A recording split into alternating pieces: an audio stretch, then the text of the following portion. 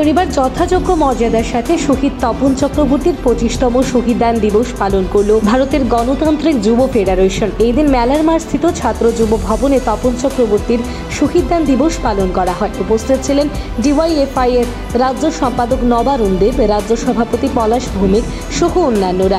উপস্থিত সকলে শহীদ তপন চক্রবর্তীর প্রতিকৃতিতে ফুল দিয়ে ওনার প্রতি শ্রদ্ধা জানান। ডিওয়াইএফআই এর রাজ্য নেতৃত্বরা জানান, রাজ্যের যুব আন্দোলনের অগ্রণী নেতৃত্ব ছিলেন শহীদ তপন চক্রবর্তী। 2000 সালের 31শে আগস্ট খোয়াই নদীর তীরে শান্তিনগর খেয়াঘাটে দুষ্কৃতীদের আক্রমণে নিহত হয়েছিলেন তিনি। সেই সময় ডিওয়াইএফআই এর রাজ্য কমিটির সহসভাপতি ছিলেন তপন চক্রবর্তী। পাশাপাশি অবিভক্ত খোয়াই মহকুমার ডিওয়াইএফআই এর সম্পাদক ছিলেন তিনি। আমাদের সংগঠনের প্রাক্তন রাজ্য কমিটির সহসভাপতি, মৃত্যুর আগের দিন পর্যন্ত এই পদে ছিলেন। মাত্র 32 বছরের জীবন।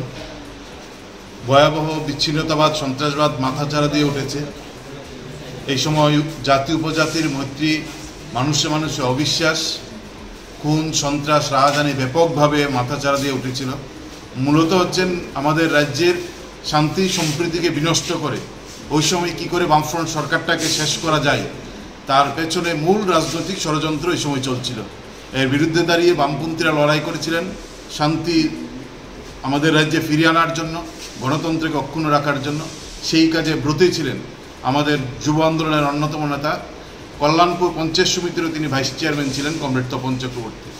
এবং 31 তারিখ তিনি একটা এলাকায় গিয়েছিলেন এই শান্তি বৈঠক করার জন্য।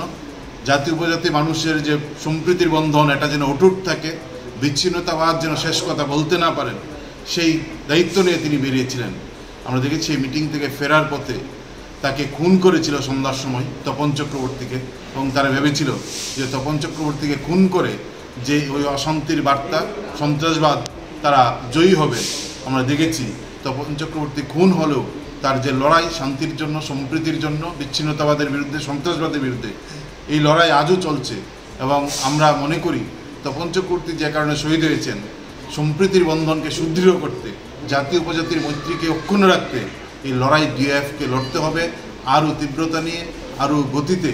কারণ মানুষের প্রতি মানুষের যে অবিশ্বাস, এবং আজকের দিনে বিজেপি এই কাজটা আরও নিপুণভাবে করছেন। জাতীয় উপজাতি, হিন্দু, মুসলিম, খ্রিস্টান, জৈন, মানুষে মানুষে ভাগ করার কাজটা সেই 2000 সাল থেকে আরও প্রকট হয়েছে বিজেপির নেতৃত্বে 2024 সালে। ফলে এই ভয়ঙ্কর পরিস্থিতিতে আমরা কী করে শান্তি, কী করে সম্প্রীতি তার জন্য সুদৃঢ় করা যায়, মৈত্রী বন্ধনকে আরও অটুট করা যায়, তার পাশাপাশি কী করে সাম্প্রদায়িকতার বিরুদ্ধে লড়াইকে আরও তীব্র করা যায়, সেই শপথ তপন চক্রবর্তীর শহীদান দিবসে আমরা গ্রহণ করছি। এবং এই দিনটা আমরা শুধুমাত্র ফুল দেওয়ার মধ্য দিয়ে না, গোটা রাজ্যে আমরা আজকে তপন চক্রবর্তীর শহীদান দিবসে শপথ গ্রহণ করছি। সম্প্রীতির বন্ধন সুদৃঢ় করুন, সাম্প্রদায়িকতার বিরুদ্ধে তপন চক্রবর্তীর যে লড়াই তৈরি করেছিলেন, এই লড়াইকে আরও শক্তিশালী করুন।